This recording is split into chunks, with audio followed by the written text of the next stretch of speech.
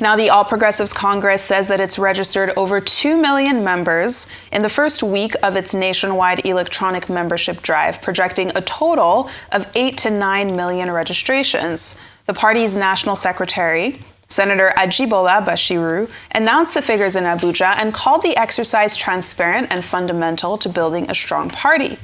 However, opposition parties have raised alarm, alleging that the registration is an early plot to rig the 2027 general elections. Now, the Labour Party and the New Nigeria People's Party dismissed the APC's claims as propaganda and inflated figures intended to justify future electoral manipulation.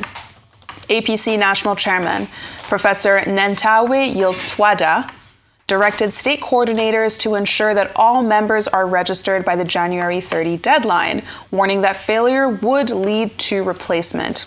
He stated Delta, Lagos, Kebbi, Adamawa, and Plateau are currently leading in registrations. Now, for a discussion on the ongoing APC membership e-registration challenges and how they're being addressed, the party's National Publicity Secretary Felix Morka joins us now. Mr. Morka, good to have you with us. Can you hear me? Yes, I can hear you. Great. Thank you for having me. Absolutely, absolutely. So let's just start by, your response to what the opposition is saying, that this new e-registration platform is being used to rig the election. I mean, how do you respond to that? That's a very strong statement. That is just utterly irresponsible for anyone in the opposition to suggest that an activity which is a normal, legitimate activity of a political party has something to do with an election that is not called, an election that is still, well over a year, if not nearly 2 years away. These guys are idle. They really don't have anything they're doing. If they were busy minding their business and doing what they're supposed to do as a political party, I don't think anybody in the ADC or any other political opposition would bother injecting themselves into a normal activity of our party. I hope, let me say this, I hope that the ADC does not engage in membership registration at all, because that's what they're suggesting, that we can do that. They shouldn't do it. Look, we are doing this because the APC has its, work cut out for it. We are not playing. We're taking ourselves very seriously, and we're doing all of those things that Nigerians expect us to do, and that a democracy, for that matter, expects its political institutions to do. Party membership mobilization is a normal, legitimate activity. That's what we're doing. And, and I think we're very happy to be the first political party in this country to begin to digitalize our membership, to create a digital membership base that allows us to plan more effectively and to truly use information from this database in multiple ways to plan and to organize and to inform strategies going forward as a political party. All right, Mr. Morka, we certainly hear you on that, and of course, you seem quite proud about being in your words, the first political party to digitalize your membership. But can you give us specifics when it comes to technological safeguards that might be in place to ensure that there's no case of multiple registration, ghost members, or manipulation of the database by anyone who might have an ulterior motive to exploit this platform or situation? Our party, in making this decision, consulted very widely with some of the world's best experts, tech experts, in arriving at the software and the platform of technology that we're using for this registration. This is nearly postmodern device that we're using to carry out this activity. From the first contact of party members with the system, it's meant to be seamless. And so far, it is seamless. Those who have offered themselves to register, I think across the country, tell of really interesting experience, different from what it used to be when we had the manual register. So technology-wise, we're using the very best technology, even in remote areas where we expect some challenges in outlying districts.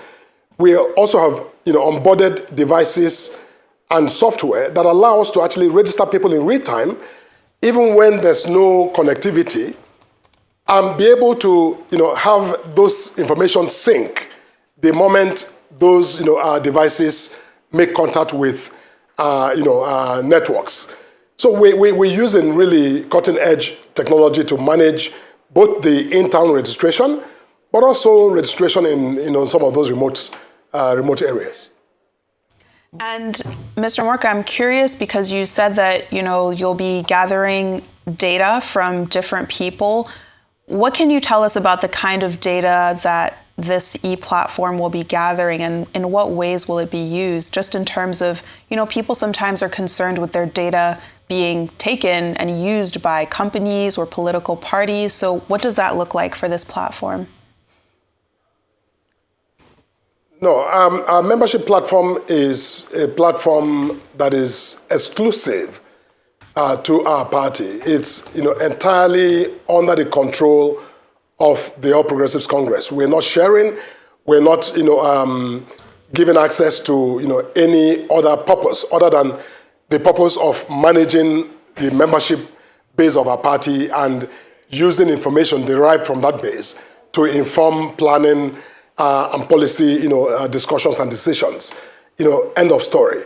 So and like I said, we're also employing and engaging the very best technology that is, again, difficult to access from those, on the outside.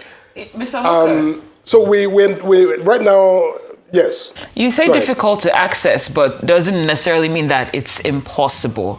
And you also stated earlier that this is meant to be seamless.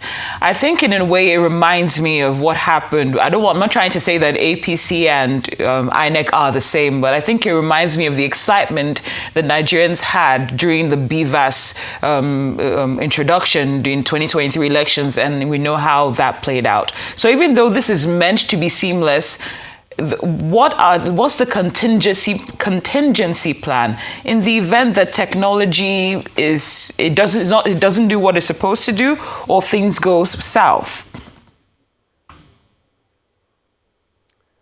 Thank you. Look, no technological device or system is ever entirely foolproof. There's no such thing. Even some of the world's leading technology companies sometimes suffer, some mishap. That is possible. I think it comes with technology. But the point we're making here is that we have gone to great lengths to ensure that we deploy some of the finest technologies that are available. So that's why I said, that's really difficult to access by, external people, because, it has all of the firewalls and all of the protections that you expect a system like this to have. But again, in terms of contingency, I can, possibly begin now to reel out some of the back-end, protections that we have, engaged. But, be assured that we are very mindful of the possibilities of, data breaches and guarding against it, using, again, the very best technology that we're able to find. Now, we just started this registration, full blast this week. But, this has been going on and it's been long in the planning. We have had several committees set up. We've had, consultants who have, made multiple presentations over a long period of time. So, all of the levels of our party, including the highest leadership, have been fully briefed and have been on board in every decision, every step we've taken so far. So, we're launching now, and we're very confident that, given all of the levels of vetting that this process has gone through, the 2 million we've recorded in the first week, we're just looking forward to greater numbers to report in the coming weeks and months. Mm-hmm.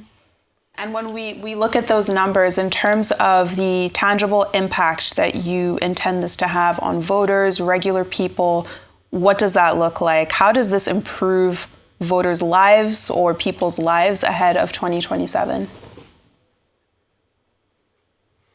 You see, the database we've created is really interactive. Once you're registered, you are able to get on the platform and interact with the platform. For example, tomorrow you move from your current residence, you are able to go back into that system to make changes. You change your phone number, you are able to go back there and make changes. So it affords our members very easy way to update their membership on the register, but also to make changes and feel more control of their membership on the register. So overall the experience by members is different. It's different from the old system where you register, and after you register, until there's some event, 2, 3, 4, 5 years, you don't have access to make any changes. But now, you can register today, and tomorrow, let's say you move, you relocate, you can actually provide that information. So the party then has access to almost like a live database that allows it to plan more effectively in its business as a political party. Well, Mr. Morka, you mentioned earlier, I repeated it, but I'm going to use it as a premise again, where you said that you're very proud about being the first party to digitize your membership.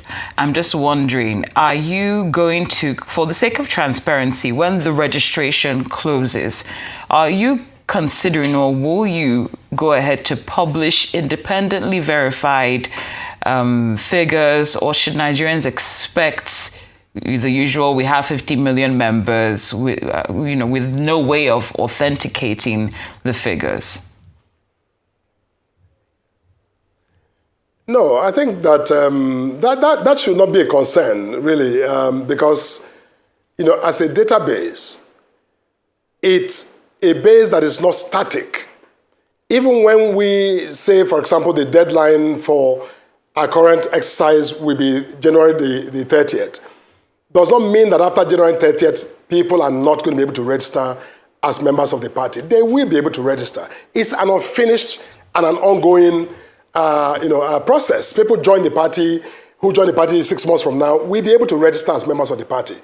But see, at any point in time, the point here is that we can, at the click of a button, tell anyone how many people are on that database, how many women there are, the demographics of it. We can, get multiple intelligence from that database for planning purposes. During our campaign, for instance, we're going to a neighborhood.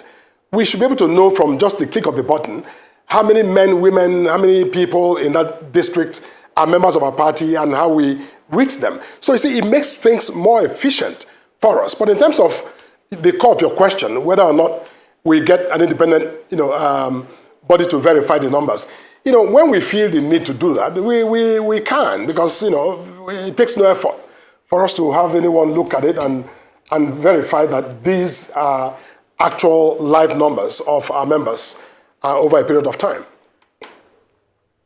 Mr. Felix Morka, thank you so much for joining us on this very important topic. It was great speaking with you.